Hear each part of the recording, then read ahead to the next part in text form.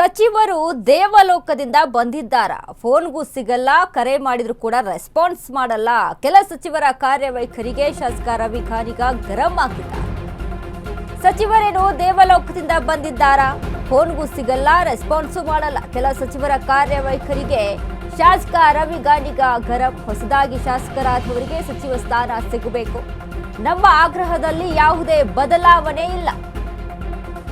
ಹಾಲಿ ಇರುವ ಕೆಲ ಸಚಿವರು ಸರಿಯಾಗಿ ಕೆಲಸ ಮಾಡ್ತಿಲ್ಲ, ಜನರ ಕೈಗೆ ಸಿಗ್ತಿಲ್ಲ, ಅಭಿವೃದ್ಧಿ ಕೆಲಸಗಳಿಗೆ ಅಡ್ಡಿ ಮಾಡ್ತಾ ಇದ್ದಾರೆ. ಇಂಥ ಸಚಿವರನ್ನ ಬದಲಾಯಿಸಿ ಹೊಸಬರಿಗೆ ಕೊಡಿ, ಹೊಸಬರಿಗೆ ಸಚಿವ ಸಂಪುಟದಲ್ಲಿ ಸ್ಥಾನ ಕೊಡಲಿ. ಸಿಎಂ ಮತ್ತು ಹೈಕಮಾಂಡ್ ಸೂಕ್ತ ನಿರ್ಧಾರ ಕೈಗೊಳ್ಳಬೇಕು. ವೈಯಕ್ತಿಕವಾಗಿ ತನಗೆ ಸಚಿವ ಸ್ಥಾನ ಬೇಡ. ಹಲವು ಶಾಸಕರು ಸಚಿವರಾಗುವ ಆಸೆ ಹೊಂದಿದ್ದಾರೆ. 3 ರಿಂದ 4 ಬಾರಿ ಗೆದ್ದಿರುವ ಹಿರಿಯ ಶಾಸಕರು ದಿಲ್ಲಿಗೆ ಹೋಗ್ತಿದ್ದಾರೆ. ಮಂತ್ರಿಗಿರಿಗಾಗಿ ಕೈ ಶಾಸಕರು ದೆಹಲಿಗೆ ತೆರಳುತ್ತಿದ್ದಾರೆ. ಅವರೆಲ್ಲರಿಗೂ ಸಚಿವ ಸ್ಥಾನ ಸಿಕ್ಕು ರಾಜ್ಯಕ್ಕೆ ಸೇವೆ ಸಲ್ಲಿಸಲಿ. ಈ ಸಂಬಂಧ ನಾನು ಸೇರಿ 38 ಶಾಸಕರು ಪತ್ರ ಬರೆದಿದ್ವಿ. 5 ಹೊಸಬರಿಗೆ ಮಂತ್ರಿಗಿರಿ ನೀಡುವಂತೆ ಕೋರಿದ್ದೇವೆ.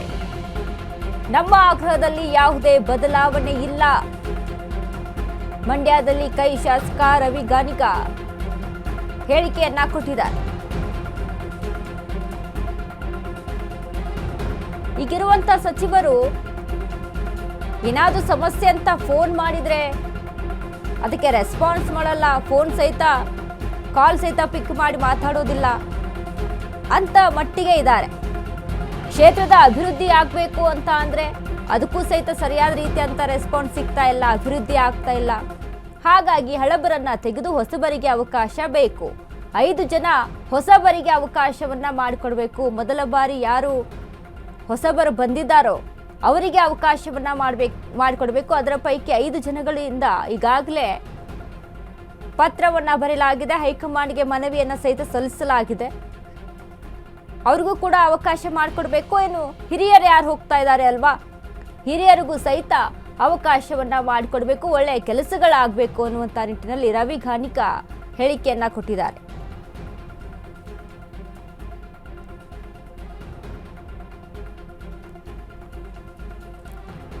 ಈಗಾಗಲೇ ಇವತ್ತು 30 ಹಿರಿಯ ಶಾಸಕರು ದಿಲ್ಲಿ ಟೂರನ್ನ ಮಾಡ್ತಾ ಇರುವಂಥದ್ದು. ಹೈಕಮಾಂಡ್ ಭೇಟಿ ಮಾಡಬೇಕು ಅನ್ನುವಂಥ ನಿಟ್ಟಿನಲ್ಲಿ ಸಂಪುಟ ಪುನಾರಚನೆ ಆಗಬೇಕು, ಪುನರ್ವಿಂಗಡಣೆ ಆಗಬೇಕು. ಅದರಲ್ಲಿ ಅವಕಾಶಗಳು ಹಿರಿಯರಿಗೆ ಲಭಿಸಬೇಕು ಅನ್ನುವಂಥದ್ದು ಹಿರಿಯ ಶಾಸಕರ ಮಾತು. ಯಾಕಂದರೆ ಇಷ್ಟು ವರ್ಷದಿಂದ ನಾವು ಪಕ್ಷಕ್ಕಾಗಿ ದುಡಿದಿದ್ದೀವಿ, ಕರ್ತವ್ಯ ನಿಷ್ಠೆಯನ್ನು ಪಾಲಿಸಿದ್ದೀವಿ, ಪಕ್ಷ ನಿಷ್ಠೆಯನ್ನು ಪಾಲಿಸಿದ್ದೀವಿ, ನಮಗೆ ಅವಕಾಶವನ್ನು ಮಾಡಿಕೊಡ್ಬೇಕು. ಅದರ ಜೊತೆಗೆ ಈ ಬಾರಿ ಯಾರು ಹೊಸಬರು, ಮೊದಲ ಬಾರಿ ಹೊಸಬರು ಶಾಸಕರಾಗಿ ಹೊರಹೊಮ್ಮಿದ್ದಾರೋ, ಎಕ್ಸಾಂಪಲ್ ಆಗಿ ಪ್ರದೀಪ್ ಈಶ್ವರ್ ಆಗಿರ್ಬೋದು, ವಿಶ್ವಾಸ್ ವೈದ್ಯ ಆಗಿರ್ಬೋದು, ಇವೆಲ್ಲರೂ ಸಹಿತ ಯಾರು ಹೊಸಬರಿದ್ದಾರೋ ಅವರಿಗೆ ಅವಕಾಶವನ್ನು ಸಹಿತ ಮಾಡಿಕೊಡ್ಬೇಕು. ಅವರು ಸಹಿತ ದಿಲ್ಲಿ ಟೂರನ್ನು ಮಾಡಿದ್ರು, ಹೈಕಮಾಂಡ್ನ ಹೋಗಿ ಭೇಟಿಯಾದರು, ಅದ್ರ ಬಗ್ಗೆ ಮನವಿ ಅರ್ಜಿಯನ್ನು ಸಹಿತ ಸಲ್ಲಿಸಿದ್ರು, ಕೋರಿಕೆಯನ್ನು ಸಹಿತ ಮುಂದೆ ಇಟ್ಟಿದ್ದು ಹೈಕಮಾಂಡ್ ಮುಂದೆ. ಹೈಕಮಾಂಡ್ ಸಹಿತ ಅವರ ಅರ್ಜಿಯನ್ನು ತೆಗೆದುಕೊಂಡು ಸ್ವೀಕಾರ ಮಾಡಿದೆ.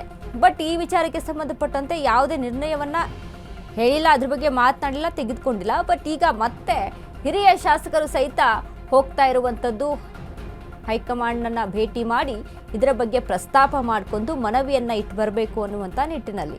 ಈಗ ಇರುವಂಥ ಸಚಿವರು ಏನು ಕೆಲಸ ಮಾಡ್ತಾ ಇದ್ದಾರೆ, ಸರಿಯಾದ ಒಂದು ರೆಸ್ಪಾನ್ಸ್ ಮಾಡ್ತಾ ಇಲ್ಲ. ಒಂದು ಕಾಲ್ ಮಾಡಿದರೆ ಪಿಕ್ ಮಾಡಿ ಮಾತಾಡುವಂಥ ಸಮಯ ಇಲ್ಲ ಅವರಿಗೆ.